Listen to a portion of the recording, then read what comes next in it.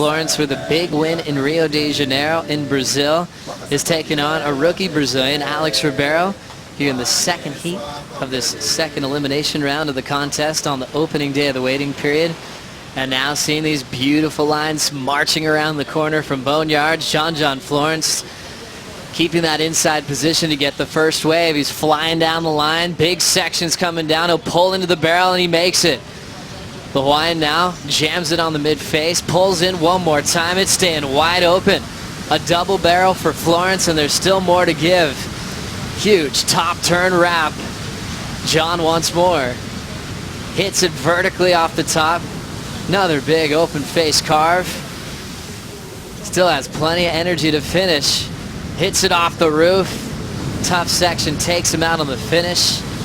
We'll catch up to Ribeiro on his final maneuver, and he goes down after about a 5-minute wait. A brilliant set comes through. This was the second wave of the set. A little bit bigger.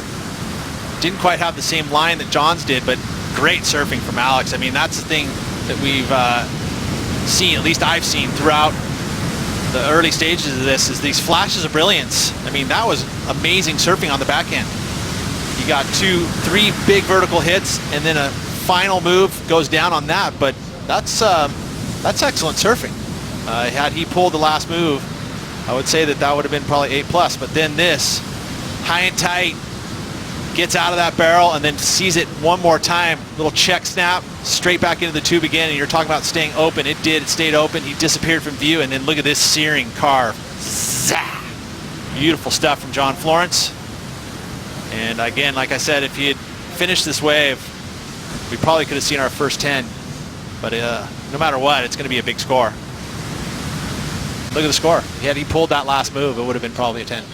9.57 from the panel. High mark, a 9.8. Yep, gets thrown out. And the low score, 9.3. Gets tossed out of that reaction. One of the best waves ridden today. Florence getting multiple barrels, and that score came without the finishing move, falling in a very critical section of the wave on the inside corner.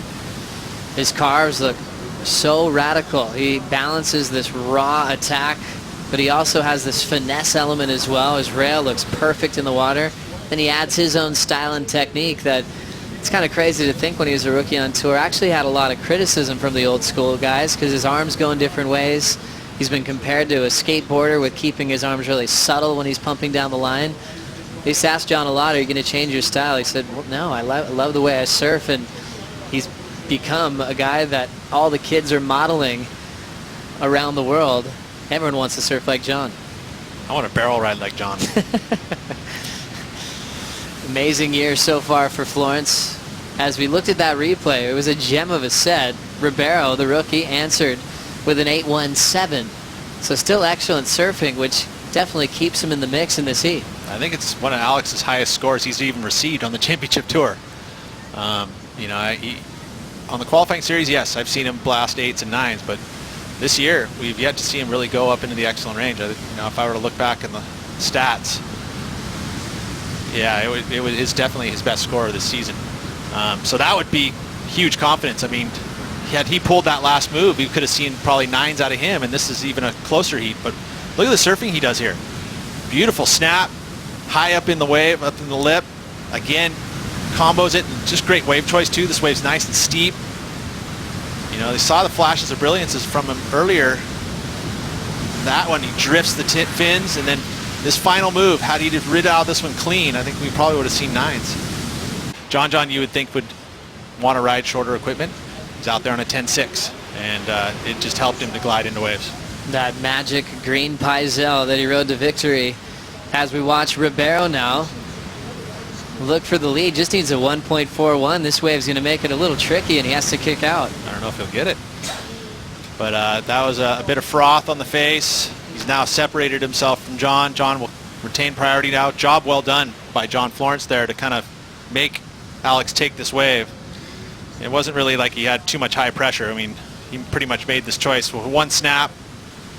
Now Ribeiro further down the line, snaps it again off the top, looking for that score real quick.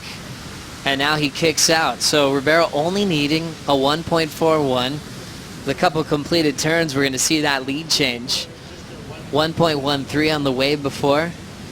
And now we'll get that other score in. So moving quickly, and we remember how scrappy the heat before got. Even though these guys start off with a gem of a set, Florence can't really rely on another one of those to come. Well, just looking at the lineup, it's all of a sudden it's cleaned up again. I mean, that's probably what happened when that squall came through and you had pretty heavy rains.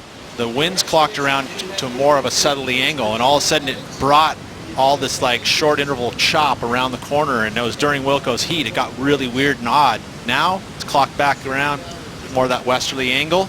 You're prime now.